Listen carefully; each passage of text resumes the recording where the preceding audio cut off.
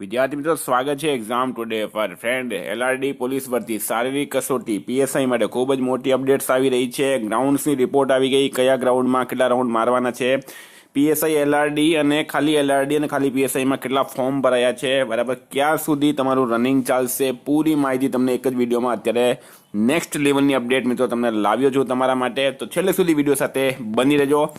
ખાખીની જે લોકો તૈયારી કરી રહ્યા છે તેમના માટે આ વિડીયો ખૂબ ખૂબ ઇમ્પોર્ટન્ટ રહેશે. મિત્રો, આગળ વધીએ એના પહેલાં specially Gujarat police constable PSI LRD CC mains bailiff જેવી એક્ઝામ માટે એક્ઝામ ટુડેનું લેટેસ્ટ 1 વર્ષનું કરંટ અફેર્સ. મિત્રો, આમાં તમને Olympic, Paraolympic, Covid, IPL, GI tag, બદલાયા નામ, ભારત ગુજરાતના વર્તમાન પદાધિકારી, પુસ્તક લેખક, company CO, brand ambassador, awards GK, sports GK, G20 summit, T20 world cup, FIFA world cup, election GK, Ayodhya GK જેવી ટોટલ 40થી વધારે કરંટ અફેર્સની પીડીએફ, છેલ્લા 1 વર્ષની લેટેસ્ટ મંથલી કરંટ અફેર્સની પીડીએફ, 10,000થી વધારે પ્રશ્નોનો સમાવેશ છે. તો પીડીએફ માટે માત્ર 250 રૂપિયા 9510411961 પર ગૂગલ પે, ફોનપે, પેટીએમ કંઈ પણ કરો, સ્ક્રીનશોટ મોકલી આપો, 2 મિનિટમાં પીડીએફ મળી જશે. મિત્રો, ગઈ તમામ એક્ઝામમાં 100% કરંટ અફેર મારું પૂછાયું છે. ગઈકાલની કંડક્ટરની પરીક્ષામાં પણ પૂરો 100% કરંટ અફેર પૂછાયું. એસટીઆઈની અંદર 25માંથી 23 પ્રશ્નો પૂછાયા અને હાઈકોર્ટની અંદર તો મિત્રો પૂરો 100% પૂછાયો હતો. તમામના સબૂત મેં ટેલિગ્રામ ચેનલમાં મૂક્યા છે. ટેલિગ્રામની લિંક ડિસ્ક્રિપ્શન બોક્સમાં છે. જો તમને એમ લાગતું હોય જૂઠું બોલતા તો તમે ટેલિગ્રામમાં જઈને સબૂત જોઈ શકો છો, તારીખ સાથે મૂક્યા છે. મિત્રો, આપણે આવીએ ટોપિક પર. આપણું ટોપિક છે, તો મિત્રો મેઇન વસ્તુ છે કે અત્યારે વિદ્યાર્થી મિત્રો આપણી પાસે લેટર આવી ગયું છે, બરાબર. 27/12/2024 તમે લેટર જોઈ શકો. તમામ નોડલ અધિકારી શ્રી શારીરિક કસોટી ગ્રાઉન્ડને આ લેટર લખવામાં આવ્યું છે.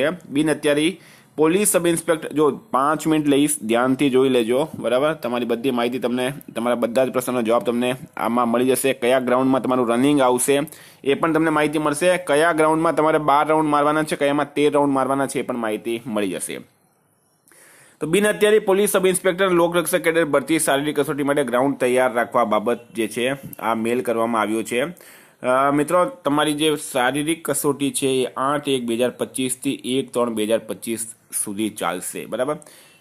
બિન હથિયારી પોલીસ સબ ઇન્સ્પેક્ટર અને લોકરક્ષક કેડર ભરતીની પ્રક્રિયાની શારીરિક કસોટી 8/1/2025 થી 1/3/2025 સુધી ચાલશે. એટલે કે ગરમીમાં દોડવા માટે તૈયાર રહેજો. હાલમાં પણ ગુજરાતમાં ગરમી શરૂ થઈ ગઈ છે. તો મિત્રો, માર્ચ મહિનામાં, ફેબ્રુઆરી એન્ડ મહિનામાં શું હાલત થશે વિચારવા જેવી છે. વિદ્યાર્થીઓ જે લોકો ખાલી એલઆરડીની તૈયારી કરી રહ્યા છે, તમારે ફાફા પડી જશે. અત્યારથી જ ગરમીમાં દોડવાની તૈયારી તમે ચાલુ રાખજો, બરાબર. 5 કિલોમીટર ગરમીમાં દોડવું મિત્રો ખૂબ જ અઘરું પડે. હા, તો દોડ માટે જે ટ્રેક છે તેમાં કાંકરી વગેરે એ આપણા માટે ઇમ્પોર્ટન્ટ નથી. હવે આપણે આવીએ મેઇન વસ્તુ છે પુરુષ ઉમેદવારો માટે કયા ગ્રાઉન્ડ છે, બરાબર.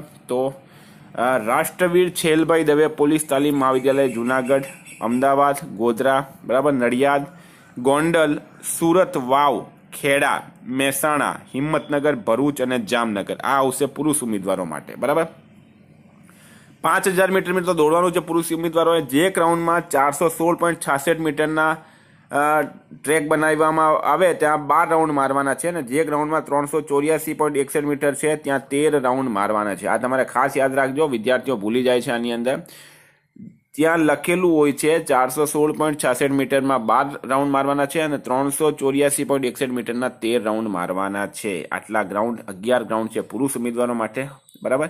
મહિલા ઉમેદવારો માત્ર મિત્રો આ 4 ગ્રાઉન્ડ છે: JD Nagarwala police stadium Ahmedabad, Mavdi police headquarter Rajkot, police તાલીમ શાળાનું પરેડ ગ્રાઉન્ડ વડોદરા અને police headquarter parade ground Gandhinagar, બરાબર. અહીંયા મિત્રો તમારે 400 મીટરના રાઉન્ડ છે અને 1600 મીટરની દોડ છે. તમારે 400 મીટરના 4 રાઉન્ડ તમારે આ ગ્રાઉન્ડમાં મારવાના રહેશે. હવે માજી સૈનિકો માટે અને એમના માટે પણ અલગથી જે છે એ ગ્રાઉન્ડ ફાળવવામાં આવ્યા છે. હવે બીજી શું શું જરૂર છે મિત્રો એ ગ્રાઉન્ડવાળા માટે છે, આપણા માટે નથી, બરાબર. આપણે મેઇન માહિતી હતી તે તમને આપી દીધી. અને કઈ તારીખથી? 1 તારીખથી મિત્રો તમારા કોલ લેટર જે છે એ શરૂ થઈ જશે. 1 તારીખથી કોલ લેટર. હવે મિત્રો એક અંદરની માહિતી હજુ હું તમને આપું છું કે પીએસઆઈમાં અને પહેલા એલઆરડીમાં કેટલા ફોર્મ ભરાયા છે, બરાબર. પીએસઆઈ એલઆરડીમાં કેટલા ફોર્મ ભર્યા છે એની પણ આપણે અત્યારે જ માહિતી લઈ લઈએ. તો ફ્રેન્ડ, તમે જોઈ શકો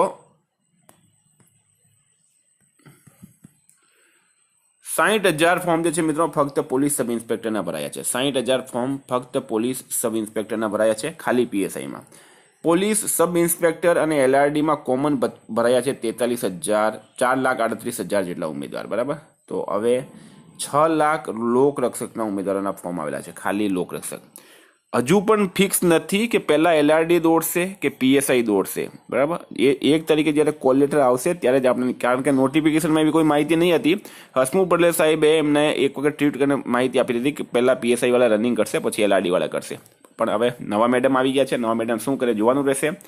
નામ પ્રમાણે આવે મિત્રો કે ફાધર નેમ પ્રમાણે આવે. તમારે 8 જાન્યુઆરી 2025ની તૈયારી રાખવાની. ફર્સ્ટ ડે તમારો છે, એવી રીતના તૈયારી રાખવાની છે. બરાબર. ગમે તે થઈ શકે, ગમે તે નથી આવી શકે, તમારું રનિંગ ગમે તેમ થઈ શકે છે. તો આટલા ફોર્મ ભરાયા છે એટલી માહિતી હું તમને આપી દઉં. વિદ્યાર્થી મિત્રો, તો તમે પોલીસની તૈયારી કરી રહ્યા છો તો એક્ઝામ ટુડેનું કરંટ અફેર્સ લઈ લેજો, જે દરેક એક્ઝામમાં 100% પૂછાય છે. બરાબર. બીજી વાત મિત્રો કે પીએસઆઈ એલઆરડી બંનેમાં 15 થી 20% કરંટ અફેર પૂછવાનું છે, સિલેબસમાં આપેલું છે. તો એની તૈયારી પૂરી રાખજો. અત્યારે છેલ્લા 5 વર્ષમાં જેટલી પણ એક્ઝામ્સ થઈ હતી એમાં કરંટ અફેર્સ એ સૌથી વધારે પૂછવામાં આવે છે, કરંટના પ્રશ્નો. કારણ કે જે પણ એક્ઝામિનર છે હવે નવા આવી રહ્યા છે, તો તેમના માઇન્ડ સેટ એ રીતના ચાલતા હોય. તો કરંટ અફેર માટે 9510411961 પર કોન્ટેક્ટ કરો. એક્ઝામ ટુડેની એપ્લિકેશનની લિંક ડિસ્ક્રિપ્શન બોક્સમાં છે, ત્યાંથી એપ્લિકેશન ડાઉનલોડ કરો. Thank you. તમારા કોઈ પણ પ્રશ્ન હોય તો તમે મને જણાવી શકો. Thank you. ફરી મળીશું. જય હિન્દ, જય ભારત.